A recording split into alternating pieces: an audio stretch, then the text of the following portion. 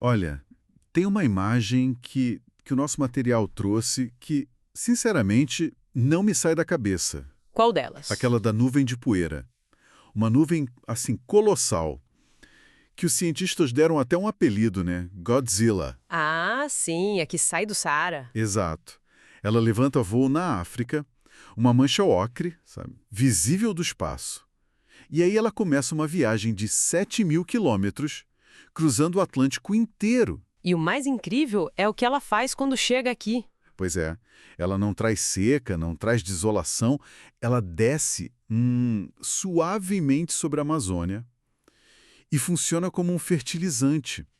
Ela nutre a maior floresta do mundo. É a imagem perfeita para começar, porque ela quebra totalmente aquela ideia que a gente aprende na escola, sabe? Dos biomas como caixinhas arrumadas num mapa. Sim, cada um no seu quadrado. Exato. A realidade, e essa poeira é a prova, é que tudo está ligado. De um jeito que a gente mal começou a entender. A poeira de um continente alimentando a floresta do outro. É a natureza mostrando que não tem fronteiras. E essa é exatamente a nossa missão hoje.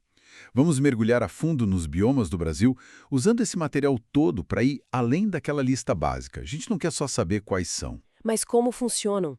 Que histórias eles contam? E o mais fascinante, como a saúde de um pode diretamente depender de outro que está, sei lá, a milhares de quilômetros de distância. E vale a pena dizer que, embora o IBGE nos dê a classificação oficial de 6 biomas continentais, né? Amazônia, Cerrado, Caatinga e os outros, a nossa conversa vai acabar passando por aquelas zonas de fronteira. As zonas de transição. Isso, lugares como a Mata dos Cocais, por exemplo, são tão únicos que muitos ecologistas já defendem que deveriam ser considerados biomas por direito próprio. A natureza é muito mais fluida do que os nossos mapas. Certo, então vamos lá. E o ponto de partida óbvio tem que ser o gigante, a Amazônia.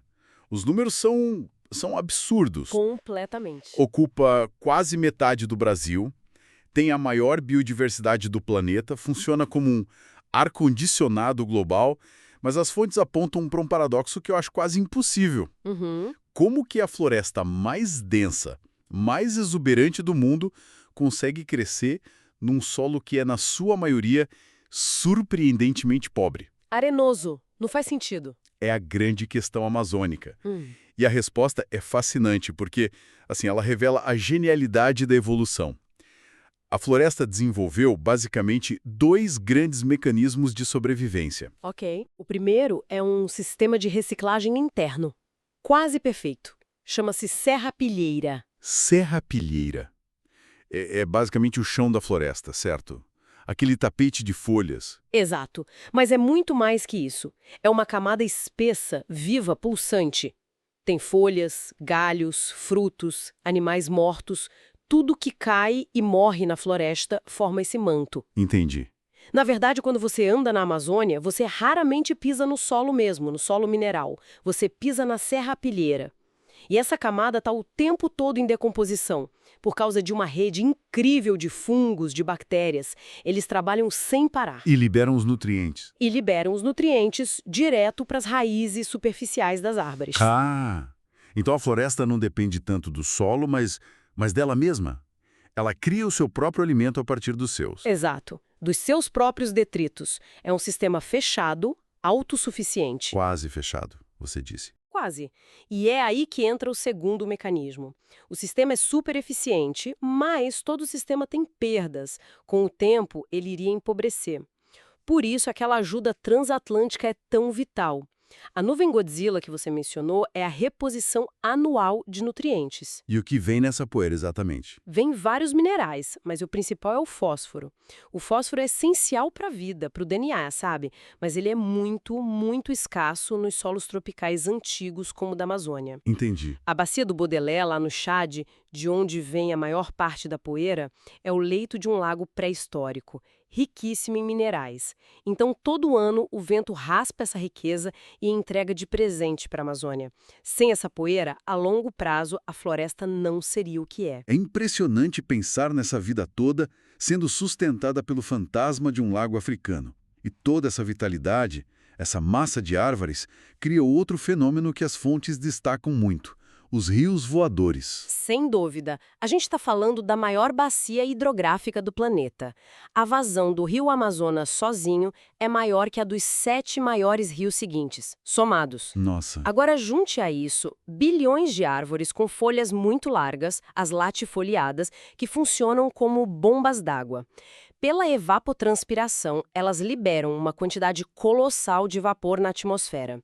Uma única árvore grande pode liberar mais de 1.000 litros de água por dia. 1.000 litros. Peraí, é como se cada árvore fosse uma caixa d'água transbordando para o céu? Gigantescas. Verdadeiros rios de vapor que os ventos empurram para outras regiões do Brasil, levando a chuva que sustenta a agricultura no centro-oeste, no sudeste. Essa imagem de rios de água voando pelo continente é muito poderosa, o que me faz pensar num contraste absoluto. Um bioma brasileiro onde a história é definida não pela presença da água, mas pela ausência quase total dela. A Caatinga, claro. E aí o paradoxo se inverte de um jeito espetacular. Se na Amazônia a gente tem vegetação exuberante em solo pobre, na Caatinga a gente tem um solo super fértil, riquíssimo em minerais, mas com uma vegetação que parece sofrida, né? Exatamente, o fator que limita tudo não é o solo, é a água. E essa fertilidade do solo é real, porque a imagem que a gente tem do sertão é de terra rachada, de pobreza. É muito real. As fontes até mencionam um exemplo fantástico, o polo de viticultura que está surgindo no Vale do Rio São Francisco. Estão produzindo vinhos premiados internacionalmente em pleno sertão. No sertão, como? Irrigando, pegam a água do rio e jogam naquele solo incrivelmente rico. O potencial agrícola da Caatinga é imenso se você resolver a questão da água. E a vida que já existe lá teve que achar as próprias soluções. As plantas são mestras da sobrevivência. São o exemplo máximo do que a ciência chama de xeromorfismo, a adaptação a ambientes secos. As estratégias são incríveis. Muitas têm raízes super profundas, que podem descer dezenas de metros para achar água no subsolo. Uau! Outras, como os cactos, transformaram as folhas em espinhos. Isso tem uma dupla função. Reduz a transpiração, evitando perder água, e defende contra os animais. E o armazenamento de água? O mandacaru é o grande símbolo disso, né? É o símbolo perfeito. O caule dos cactos, como o mandacaru, o xique-xique, tem o tecido especial, o parênquima aquífero. Funciona como uma esponja, que absorve e guarda muita água durante as raras chuvas para usar depois na estiagem. São cantis vivos. Exato. E um fato curioso é que, pela classificação do IBGE, de todos os grandes biomas, a Caatinga é o único considerado exclusivamente brasileiro. Ele não se estende muito para os países vizinhos. Peraí, isso é contra-intuitivo. A nossa reação primária ao fogo na natureza é de destruição, de tragédia.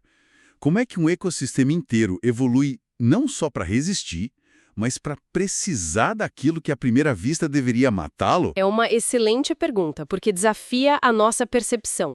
A resposta está numa longa coevolução, uma espécie de corrida armamentista entre as plantas e o fogo. Ao longo de milhões de anos, as queimadas, tanto as naturais por raios quanto as humanas, se tornaram uma constante na estação seca. A seleção natural favoreceu as plantas que desenvolviam defesas. Que tipo de defesas? Várias. E são espetaculares. As árvores do cerrado, por exemplo, têm cascas extremamente grossas, suberosas, quase como uma cortiça. Elas funcionam como um isolante térmico. Para proteger o que tem dentro. Isso, protegem os tecidos vivos por onde correm a água e a seiva do calor intenso do fogo. Os caules tortuosos, que são a marca da paisagem, também podem ser uma resposta para proteger as gemas de crescimento. E as raízes são muito profundas. Ah, claro. Para ficarem seguras no subsolo. Exato. Mesmo que a parte de cima da planta queime inteira, a raiz sobrevive e permite a rebrotagem assim que as chuvas voltam. É uma estratégia de resiliência. Mas as fontes mencionam algo ainda mais incrível, que o fogo pode ser um gatilho para a vida. E é aqui que a relação vira uma simbiose. Existem muitas sementes no cerrado que têm um estado de dormência. Elas ficam no solo por anos, esperando. Para algumas delas, o gatilho que quebra essa dormência é o choque térmico do fogo. O calor do fogo? O calor estala o revestimento da semente, permitindo que a água entre e a germinação comece. O fogo, nesse sentido, não só limpa o terreno, abrindo espaço e luz, como também acorda a nova geração. É um renascimento literal das cinzas. Passamos por biomas moldados pela água, pela falta dela e pelo fogo. elementos da natureza. Mas quando a gente olha para a Mata Atlântica, a história que as fontes contam parece ser outra. Parece ser a história do próprio Brasil. Ao sul. E um dado que muita gente não sabe é que, em biodiversidade por quilômetro quadrado, ela era ainda mais rica que a Amazônia. Era, porque o número que as fontes apresentam é um soco no estômago. Hoje restam apenas entre o quê? 2 a 4% da cobertura original. É um número que custa processar. É como olhar uma foto antiga de uma família e perceber que só sobrou uma pessoa. E essa destruição é o mapa da nossa história. Exatamente. O primeiro ciclo econômico do pau-brasil foi na Mata Atlântica. Depois, os engenhos de cana-de-açúcar no Nordeste, que derrubaram áreas enormes. A seguir, o ciclo do ouro, em Minas, desmatando para alimentar as fornalhas. E, mais recentemente, a urbanização. Nossas maiores cidades, São Paulo, Rio, Salvador. Todas construídas sobre o que um dia foi Mata Atlântica.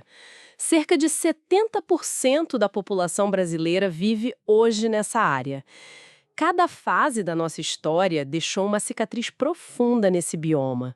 E o que você disse sobre a complexidade dela, de ir do Nordeste ao Sul, só torna essa perda ainda mais trágica. Porque a gente não perdeu uma floresta, né? Perdemos dezenas de ecossistemas diferentes de uma vez. Precisamente. Por ter essa extensão em latitude, ela atravessa climas diferentes. No Nordeste, é uma floresta tropical úmida, com plantas perenes. Mas quando a gente chega no Sul, com invernos frios, com geada, a floresta muda. Encontramos árvores caducifólias, que perdem as folhas no inverno para poupar energia, tipo as da Europa. E dentro dessa variedade toda, tem um ecossistema que é uma história à parte, a Mata de Araucárias. Que tem uma história de origem que parece saída de um livro de fantasia. É quase inacreditável. A Mata de Araucárias é tecnicamente uma floresta ombrófila mista. O mista é a chave. Ela mistura elementos da flora tropical brasileira com um elemento de origem Antártica. da Antártica. Sim, a própria araucária, o pinheiro do Paraná. As fontes contam que o gênero Araucária surgiu há mais de 200 milhões de anos, na época da Pangeia. A Antártica, na época, era uma floresta. Quando os continentes se separaram, a araucária viajou com a América do Sul, se adaptando às regiões mais altas e frias do sul do Brasil. Então, cada araucária que a gente vê hoje é um fóssil vivo, um eco de um mundo perdido. Exatamente. Essa história geológica nos leva direto para o extremo sul, para os Pampas. E aqui as fontes apresentam outro quebra-cabeças. Se a gente pega um mapa mundi e traça a linha da latitude 30 graus, onde estão os Pampas, a gente vê que em outros continentes essa faixa é um cinturão de desertos. Atacama, Kalahari, os desertos da Austrália. A pergunta é, por que os Pampas não são um deserto? E é aqui que a nossa viagem faz um círculo completo e tudo se conecta de forma brilhante. A resposta, mais uma vez, está na Amazônia. Nos rios voadores? Exatamente nos rios voadores. Aquela umidade toda gerada pela floresta é levada pelas correntes de ar para o sul. Quando ela encontra a barreira da Cordilheira dos Andes, essa massa de ar úmido é forçada a desviar e desce, irrigando todo o centro-sul do Brasil. Nossa! É essa chuva que nasce a 3.000 quilômetros de distância, na Amazônia, que impede a desertificação dos Pampas e mantém aquela paisagem verde. Então, peraí. A conclusão é inevitável e assustadora. O desmatamento continuado da Amazônia é uma ameaça existencial direta aos Pampas. É uma bomba relógio climática. Menos floresta na Amazônia significa menos evapotranspiração, que significa menos umidade nos rios voadores. E menos chuva no sul. Menos chuva no sul. E a falta de chuva pode iniciar um processo de arenização do solo nos Pampas, que é o primeiro passo para a desertificação. A saúde de um bioma no extremo norte determina o destino de um no extremo sul. Não tem exemplo mais claro de interconexão. Vimos biomas definidos por extremos e pela história, mas as fontes também falam muito daqueles que são definidos por serem um ponto de encontro. O Pantanal é o maior exemplo disso, certo? O Pantanal é a definição de um lugar de encontro. É a maior planície inundável do mundo, Patrimônio Natural da Humanidade pela ONU. A paisagem dele não é estática, ela pulsa com as águas do rio Paraguai. Então, as chuvas nas cabeceiras fazem o rio transbordar e alaga quase tudo.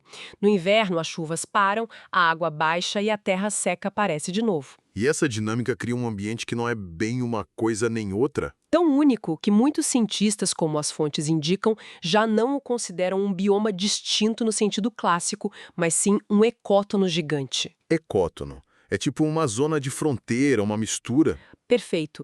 Um ecótono é uma zona de transição entre ecossistemas. O Pantanal é um mosaico. Nele a gente encontra fauna e flora da Amazônia, que chegam pelo norte, e do cerrado que o rodeia. Mas com um filtro, só sobrevive ali quem aguenta passar meses debaixo d'água. E o resultado dessa mistura é uma das maiores concentrações de vida selvagem do continente. Uma explosão de vida. A abundância de água e peixes nas cheias cria um banquete para uma quantidade imensa de animais, especialmente aves aquáticas como o tuiuiu, que é o símbolo do Pantanal, e répteis como jacarés e sucuris. É um santuário que existe justamente por estar nessa encruzilhada. E para fechar esse mapa, tem outra zona de encontro que as fontes mencionam, a Mata dos Cocais. Sim, é um caso igualmente fascinante, embora menos famoso. A Mata dos Cocais é outro ecótono, mas este é um ponto de encontro triplo. Uma faixa de transição entre a floresta úmida da Amazônia, a savana do Cerrado e o semiárido da Caatinga. Uau, 3 de uma vez. E a paisagem reflete isso, sendo dominada por palmeiras como o babaçu e a carnaúba. Essas palmeiras têm um valor econômico e social gigantesco para as populações locais. É mais uma prova de que é nas fronteiras, nas zonas indecisas da natureza, que muitas vezes surgem ecossistemas de uma riqueza única. Depois dessa viagem, a imagem das caixinhas no mapa parece mesmo... Redutora.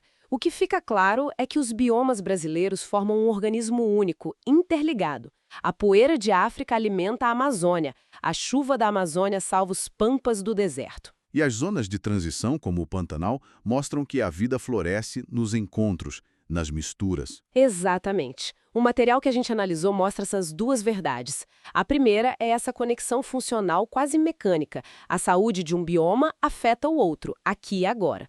Mas a segunda verdade, que é mais profunda, é a da incrível capacidade de mudança e adaptação ao longo do tempo geológico. As paisagens de hoje são só um instantâneo no filme de milhões de anos. E essa ideia me leva a uma reflexão final. As fontes revelaram um fato geológico que me deixou pensando muito. A bacia amazônica já foi um mar interior. E por muito tempo o rio principal corria na direção oposta, para o Pacífico. Foi só quando os Andes se ergueram que essa barreira inverteu o curso do rio e o forçou a correr para o Atlântico, formando a Amazônia que a gente conhece. Uma transformação colossal. Exato. E isso nos deixa com uma questão provocadora. Diante dessas transformações gigantescas que essas paisagens já sofreram, o que significa de verdade conservação? A gente está tentando preservar um instante específico no tempo? Uma fotografia?